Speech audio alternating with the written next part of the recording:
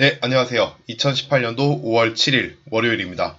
오늘 여러분들과 함께 공부해 볼 내용은 여기 적어놨는데 이동평균선의 이해와 실전 활용. 좀 제목을 거창하게 지어봤어요. 네, 자, 이것들에 대해서 한번 같이 이야기를 해보도록 하죠. 이동평균선을 활용한 여러 가지 방법들은 이미 시장에 많이 알려져 있어요. 근데 이런 내용을 잘 모르시는 분들이 있을 수도 있다라고 생각이 들기도 하고요.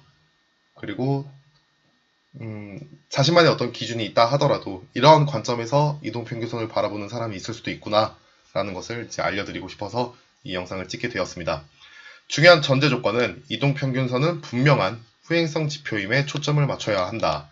네, 제가 이거를 어긋나는 이야기를 하게 될 수도 있어요. 하지만 제 기본적인 생각은 이동평균선은 후행성 지표다라는 거에 대해서 전제를 하고 말씀드리는 거라는 거 알고 계셨으면 좋겠고요. 두 번째는 제가 말씀드리는 모든 내용은 어디까지나 제 개인적인 생각이에요. 네, 그거는 당연히 알아서 걸러 들으실 거라 믿습니다. 마지막으로 이동평균선에 대한 기본적인 정의는 여기서 제외할게요. 네, 다들 알고 오셨을 거라 믿습니다. 그리고 그 기본적인 정의는 너무도 쉽게 저희가 볼 수 있기 때문에 그거는 생략하도록 하겠습니다. 자, 그러면 한번 이야기를 시작해 보도록 하죠. 오늘 여러분들과 함께 볼 내용은요, 단일 이동평균선에 대한 해석이에요. 이평선은 만들면은 계속 나올 수 있죠, 그쵸? 네, 1일부터 뭐 계속 만들 수 있습니다. 한도 끝 없이 만들 수 있어요. 자, 근데 저희는 단일 이동평균선을 보고 어떠한 생각을 해야 되느냐, 이런 부분을 말씀을 드리고자 해요. 자, 첫 번째 소주제입니다. 현재 가격이 평균 가격으로부터 어떤 이격도를 두고 있는가. 이거는 말이 어려워서 그렇지 그냥 그 이평선으로부터 얼만큼 주가가 떨어져 있느냐. 네, 주가가 이평선으로부터 얼만큼 떨어져 있느냐를 얘기하는 거예요. 이평선이라는 건 말 그대로 그 특정 기간 시점의 평균 가격이잖아요. 그 가격으로부터 멀리 떨어질 수도 있고요. 뭐 가까이 붙어 있을 수도 있고, 뭐 아래쪽으로 가까이 붙어 있을 수도 있겠죠. 반대로 아래쪽으로 멀리 떨어질 수도 있고요. 네. 얼만큼 떨어져 있느냐, 이걸 가지고 저희들이 한번 이야기를 해보려고 그래요. 평균적인 행동을 크게 벗어나는가, 그렇다면 그 기준은 어떻게 삼아야 되는가, 이 부분에 대해서 이야기를 하려고 하는데, 사람이 하는 행동에는 평균적인 행동 범위가 있다. 그리고 이 행동을 벗어나는 사건에 대해서는 사람들이 관심을 가진다. 네, 이렇게 제가 적어놨어요. 뭘 예를 들까 제가 고민을 많이 해봤는데 적절한 예가 잘 안 떠올라요. 그냥 들어주시면 되겠습니다. 저희가 뉴스를 보다 보면은 살인 사건에 대한 이야기가 가끔 나와요. 그쵸? 근데 그거를 이제 나이가 좀 있으신 분들, 또 나이가 뭐 많지 않더라도 뉴스를 자주 본 사람들 입장에서는 살인 사건이라는 것 자체가 정말 안 좋은 일인 거는 사실이지만 그렇다고 해서 이게 엄청나게 큰 일도 아닌 게 돼버렸어요. 왜냐면은 워낙 뉴스에서 살인 사건에 대해서 자주 다루는 소재다 보니까 저희들은 뭐 그거에 무뎌진 겁니다. 저희들의 감각이. 그래서 일반적인 살인 사건에는 미동도 안 해요. 그만큼 익숙해졌다는 거죠. 그런데 어느 날 뉴스가 떴는데 그 뉴스에서 연쇄살인범이라는 사람이 잡힙니다. 혹은 연쇄살인 사건, 뭐 부녀자를 열댓 명을 뭐 무참히 살해했다. 이런 뉴스가 뜨게 돼요. 그러면 기존의 살인 사건의 어떤 형태하고는 다르기 때문에 관심이 쏠리게 되죠. 네, 크게 이슈가 됩니다. 그리고 또 나아가서 그 살인범이 알고 보니까 인육을 먹는 행위를 했다. 네, 사람 고기를 먹었다. 이러면 더 큰일 나는 거죠. 그쵸? 저희가 일반적으로 생각해왔던 기본적인 그 평균의 기준이 있을 텐데 살인사건 자체가 평균일 수는 없지만 일반적인 살인사건에 대해서는 여러분들이 익숙해져 있다라는 거죠. 그래서 그냥 안타깝다, 탄식만 잠깐 불러일으키는 살인사건이 있을 수도 있는데 연쇄살인범이 등장하고 그 사람이 인육까지 먹게 된다. 이런 이야기들이 나오게 되면은 사회적으로 큰 이슈가 될 수밖에 없습니다. 살인사건 중에서도 큰 이슈가 될 만한 살인사건은 또 따로 있다라는 거죠.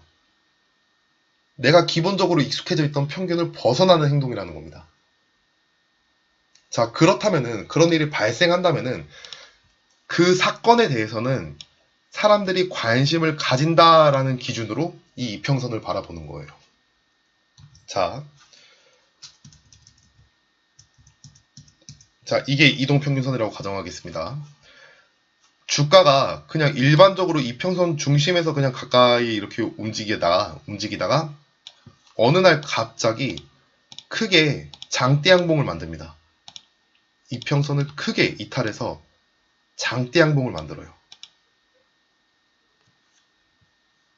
사람들의 기본적인 관심은 여기에 몰려 있어요. 이 자리에 몰려 있었어요. 이평선을 크게 이탈하지도 않고 벗어나지도 않고, 그래서 관심이 적은 상태입니다. 그런데 주가가 누군가가 의도적으로 만들었다면, 이런 장대 양봉은 개인이 만들기 힘들죠.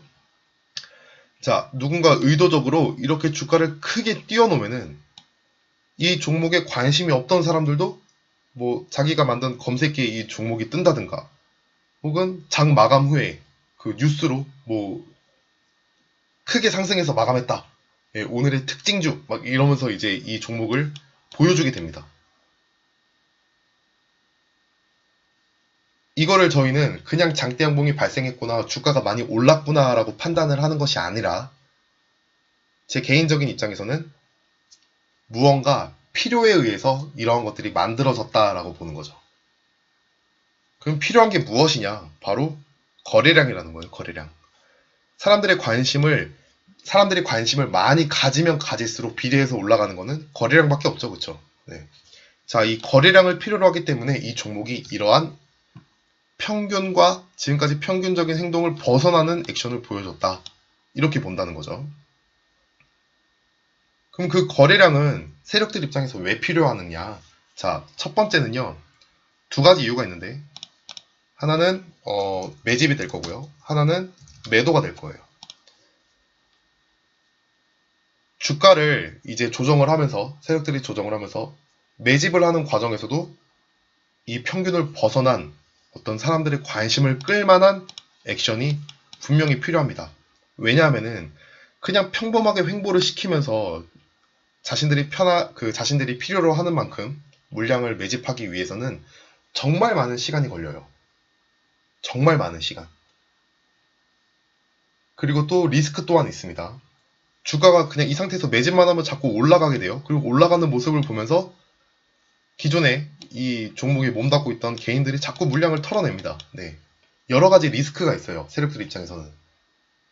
그렇기 때문에 주가를 한번 크게 띄웁니다. 매집을 위해서 크게 한번 띄워요. 그러면은 사람들이 이 종목에 관심이 없다가 지금 상장되어 있는 뭐 거의 2,500개 정도 되는 종목들 중에서 어느 한 종목이 조명을 받게 되는 겁니다. 그럼 내가 이 종목을 들고 있던 사람도 다시 한번 관심을 갖게 되고, 이 종목에 대해서 몰랐던 사람들도 관심을 받게 되는 거예요. 이 종목은. 그러면은 거래량이 깨워지는 겁니다. 기본적으로 참여하는 거래량이 늘게 되는 거예요. 예전에 자주 말씀드렸죠. 세력들이 먼저 삽니다. 먼저 사요. 그럼 위에 뒤따라서 개인들이 막 달라붙어요. 혹은 다음 날이든. 그때 의도적으로 주가를 하락을 시키면은 이때 달려들었던 어떤 거래량의 일부를 자신들의 물량으로 손바꾸어서 가져갈 수 있게 되겠죠. 그리고 충분한 공포심도 심어줄 수 있게 됩니다. 이러한 과정이 필요로 하기 때문에 시장의 어떤 평균을 벗어나는 가격에서의 체결, 이런 모습을 보여준다라는 거죠. 이렇게 해석할 필요가 있다는 겁니다. 매도할 때도 마찬가지예요. 세력들이 어떤 물량을 매집을 해서 자신들이 물량을 뭐 10만 주든 100만 주든 매집을 했어요. 그거를 좋은 가격에서 판매를 하려고 했을 때, 매도를 하려고 했을 때 그거를 받쳐주는 개인들의 물량이 있어야만 합니다. 그렇지 않으면 주가는 곤두박질 치겠죠. 악재가 나와버린 상황에서는요, 주가를 그냥 매도를 하게 되면은 그냥 주가는 계속 밀립니다. 계속 밀려요. 그래서 세력들은 효과적으로 매도를 할 수가 없어요. 뉴스를 가지고 평균 이상의 관심을 끌어모아야 개인 매수자들이 달려들게 되고 그 물량에 매도를 하게 되는 거예요. 경우에 따라서는 이러한 이제 개인 매수세가 너무 크게 달려들게 되면은, 호재가 너무 커서 크게 달려들게 되면은 자신들의 주가를 끌어올리는데 도움을 주기도 합니다. 호가창을 비워두잖아요. 그러면은 이슈가 많은 상태에서 호가창을 비워두게 되면은 개인들이 막 사요. 그럼 주가가 계속 오릅니다. 계속 올라요. 자, 그러한 관점에서 세력들의 이용 수단이 된다라고 가정을 하고 이 이평선을 크게 이탈하는 모습, 이것들을 관찰할 필요가 있다는 거죠. 자, 다시 정리해보면은 평균적인 행동을 크게 벗어나는가? 그것은 사람들의 관심을 불러일으키기 위함이다. 이렇게 해석을 하고요. 그리고 그 필요는 거래량이 필요로 하기 때문에 이러한 상황을 만들어낸다. 누군가가 의도적으로. 왜냐하면 장대 양봉은 개인이 만들 수가 없으니까요. 순간적으로 만든다 하더라도 그걸 유지시킬 수가 없어요. 그러한 행동 자체가 시장 참여자의 관심을 유도하는 행위고 세력들이 이용하는 어떤 하나의 틀이기 때문에 저희들 입장에서는 냉정한 판단을 해야 한다. 이렇게 저는 말씀드리고 싶습니다. 자, 그렇다면은 이러한 평균을 벗어나는 사건에 대해서 어느 정도가 벗어나면은 평균을 벗어나는 거냐, 이렇게 기준을 삼아야 되는데 그 기준의 활용이 엔벨로프 그래프인 거예요. 엔벨로프 그래프래. 그 엔벨로프 밴드선입니다. 밴드선. 자, 보도록 하죠.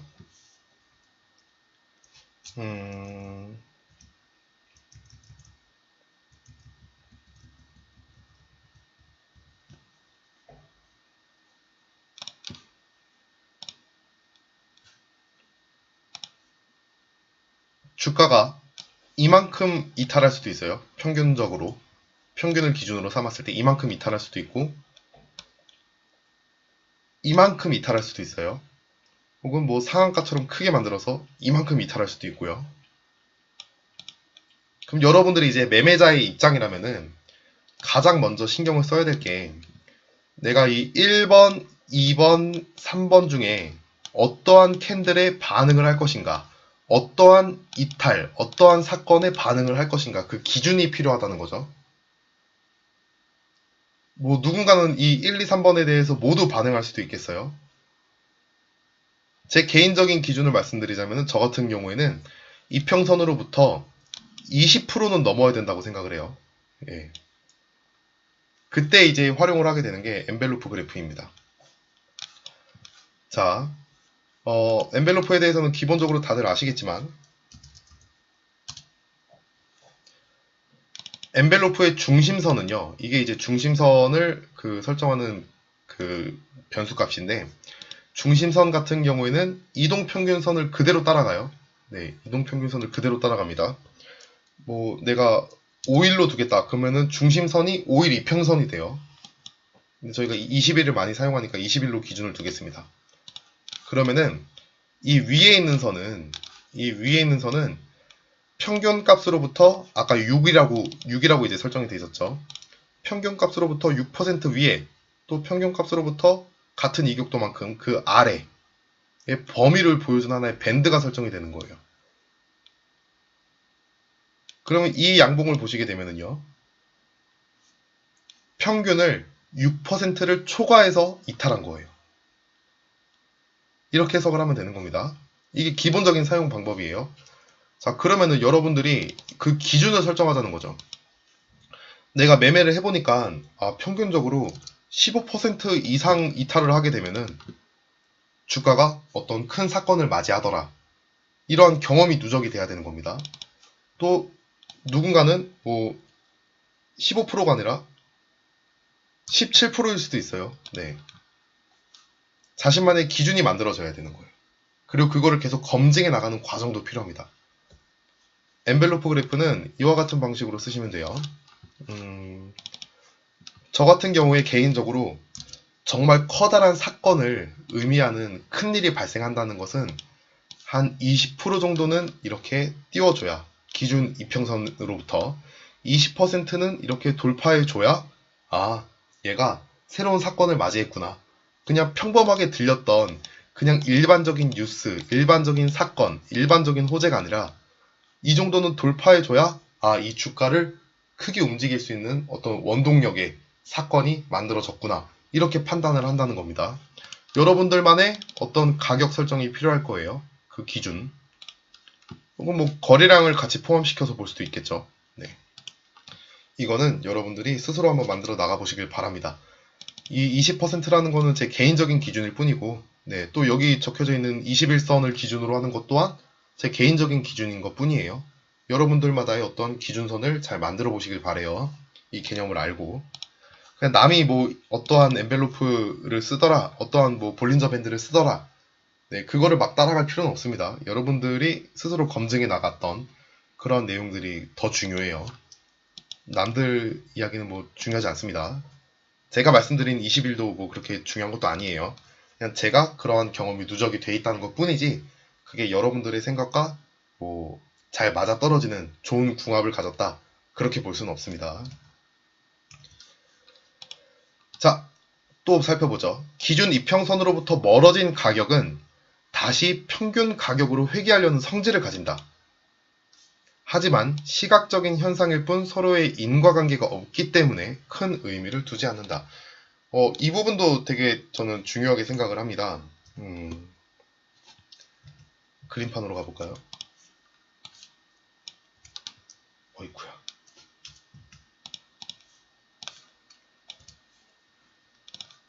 자, 이렇게 이동평균 가격이 흘러가고 있습니다. 주가라는 건 그래요. 주가뿐만이 아니라 모든 기본적인 성질이 평균으로 이제 회귀하려는 성질, 평균으로 다시 돌아오려는 성질이 있어요. 아까 말씀드렸던 막 연쇄살인범이 하루에 한 명씩 계속 나타나진 않죠, 그렇죠? 막 그 정도로 연쇄살인범이 하루에 한 명씩 나타날 정도로 그 치안이 어지러운 나라면은, 네, 그게 평범한 나라가 되겠죠. 그거 자체가 뭐 아이들이 필수 교육 과정으로 호신술을 배운다거나 뭐 이런 나라가 되겠죠. 자, 어쨌든 평균 흐름을 잠시 이탈한다 하더라도 그 친구는 다시 돌아오려고 하고 있어요. 항상 그래요. 그리고 평균을 이탈한다 하더라도 다시 돌아오려고 합니다. 크게 이탈을 한다 하더라도, 예, 시간이 지나면은 돌아오게 되어 있어요. 자, 그런데 아까 말씀드렸던 것처럼 이동평균선이라는 것은 기본적으로 후행성 지표입니다. 이 이동평균선을 상승 방향으로 이끈다면은 그거는 주가의 흐름이 이끌어낸 결과물이지, 이동평균선 자체가 어떤 가격 메리트를 설명하는 건 아니에요. 근데 여러분들은 이런 경우가 많다라는 거죠. 이평선에 닿았네? 사야지. 이런 생각들을 많이 갖는다라는 겁니다. 근데 그러한 생각이 맞는 케이스와 그렇지 않은 케이스들을 잘 분류해 나가다 보면은 결국에는 이 이동평균선 자체가 회귀하려는 성질을 가졌을 때, 이 시점에 들었을 때 이 시점의 주가를 이평선을 가지고 판단한다는 것 자체가 가격 메리트를 설명하는 게 아니기 때문에, 말이 좀 많이 꼬이네요. 이평선 자체가 가격 메리트를 설명하는 게 아니기 때문에 가격에 영향을 주는 게 아니라는 거죠. 그렇기 때문에 여기서의 어떤 매매는 위험할 수도 있다는 거예요. 그러니까 잘 판단해야 될 부분이라는 겁니다. 주가가 이렇게 상승을 해요. 다시 돌아와서 반등을 주는 모습들을 저희가 좀 많이 봐요. 네. 근데 그게 이평선 때문에 반등을 하는 거다라고 판단을 하기에는 무리가 있다는 겁니다. 그래서 이렇게 회귀를 하는 모습을 보았을 때 이 이평선을 기준으로 판단하는 행위에 대해서는 여러분들이 조금 조심스럽게 하실 필요가 있고요. 그리고 이러한 현상 자체가 이평선이 만들어지는 기본 원리를 아신다면은 그냥 시각적인 효과일 뿐인 거예요. 시각적인 효과. 이평선이랑 주가랑 같이 겹쳐놓고 보니까 그렇게 보이는 것 뿐이지, 네, 이평선이 절대적으로 가격 메리트를 전부 설명하지는 못해요. 자, 그 부분에 대해서 말씀을 드리는 겁니다. 하지만 이렇게는 저희가 활용해 볼 수 있겠죠. 주가가 이평선을 이렇게 크게 벗어났을 때, 네, 여기도 보이죠? 벗어나면은 다시 근처로 돌아오고, 벗어나면은 돌아오고. 그러니까 이 평균이라는 의미를 갖는 겁니다. 돌아오기 때문에. 자, 또 벗어나면은 돌아오고. 그리고 돌아왔을 때 이번 또 이탈을 했네요. 그쵸? 이 맞닥뜨리는 이 자리가 직접적인 가격 메리트를 설명하지 않기 때문에 네, 이런 자리에서의 매매가 무의미할 수도 있다라는 부분에 대해서 꼭 고려하고 매매 방법을 기준을 만드셔야 됩니다. 많이 올랐어요. 근데 이평선이랑 가격이 이격도가 많이 벌어졌죠. 그러면은 이걸 기준 삼아서 여러분들은 매도의 기준을 써볼 수는 있는 겁니다. 매도의 기준. 내가 이평선으로부터 들고 있다 하더라도, 이 종목을 들고 있다 하더라도 이평선으로부터 순간적으로 몇 퍼센트 이상 크게 벌어지게 되면은 다시 평균으로 회귀하려는 성질을 가지고 있기 때문에 내가 어느 정도 선에서는 매도를 하겠다. 이런 기준을 삼아 볼 수는 있어요. 하지만 그 자리에서 어떤 바로 직접적인 매수에 가담한다든가 이거는 큰 무리가 있을 수 있습니다. 자, 그 점을 알고 계셨으면 좋겠습니다. 내용이 이렇게 길어질 거라고 생각을 못 했는데. 자, 일단은 영상을 한번 여기서 끊을게요. 첫 번째 말씀드린 내용을요, 일단 정리해 보겠습니다. 단일 이평선을 가지고 판단하는 방법에 대해서 이야기를 해봤어요. 이평선으로부터 현재가가 얼만큼 떨어져 있느냐. 네. 보통은 붙어 다닌다는 거죠. 붙어 다니는데 그게 갑작스럽게 크게 이탈을 했다면은 그것은 사람들의 관심을 끌기 위함이다 라고 저희는 해석을 하는 게 좋다. 이 주장을 제가 하는 거예요. 사람들의 관심을 끌어서 그거 가지고 뭐 하려고 하냐 물어본다면 그거는 거래량을 필요로 하니까, 세력들이 거래량을 필요로 하기 때문에 이러한 모습을 보인다. 그럼 나는 어떠한 경우에 반응을 할 것인가? 나의 기본적인 평균은 어디인가? 그 기준을 설정하는 데 있어서 엔벨로프라는 보조지표를 활용해 볼 수도 있다. 이런 경우를 말씀을 드렸고요. 어찌됐든지 간에 저희가 어떤 평균을 크게 이탈하는 행위는 개인들이 만들 수 없는 거잖아요. 그쵸? 개인들이 만들 수 없는 거기 때문에 평균을 크게 이탈하는 행위는 개인들의 관심을 유도하는 행위다라고 가정을 하고 여러분들이 냉정한 판단을 해야 한다. 이런 부분에 대해서 또 말씀을 드렸죠. 그리고 이평선으로부터 떨어진 가격은 다시 그 이평선으로 되돌아가려는 성질이 있어요. 근데 그거는 가격 메리트를 설명해 주는 거는 아니다. 왜냐하면은 이평선 자체가 매우 큰 후행성 지표이기 때문에 그래요. 이평선을 끌고 가는 거는 이평선 위에서 체결을 시켜주는 가격들 때문인 거지, 이평선이 주가를 받쳐주는 모습이 아니라는 겁니다. 자, 그 부분에 대해서는 제가 다음 영상에서 계속 이어서 말씀을 드릴게요. 시각적인 현상일 뿐 서로의 인과관계가 없기 때문에 큰 의미를 두지 않는다. 이렇게 이 1번 내용을 이해하셨으면 좋겠습니다. 이야기가 하다 보니까 막 제가 평소에도 말을 엄청 못하잖아요. 그쵸? 근데 또 이리저리 꼬여버린 것 같아요. 하지만 들어주시는 분들께서 현명하게 잘 판단해서 들어주실 거라 믿고 저는 이거 다음 영상을 또 준비하도록 하겠습니다. 일단 수고하셨습니다.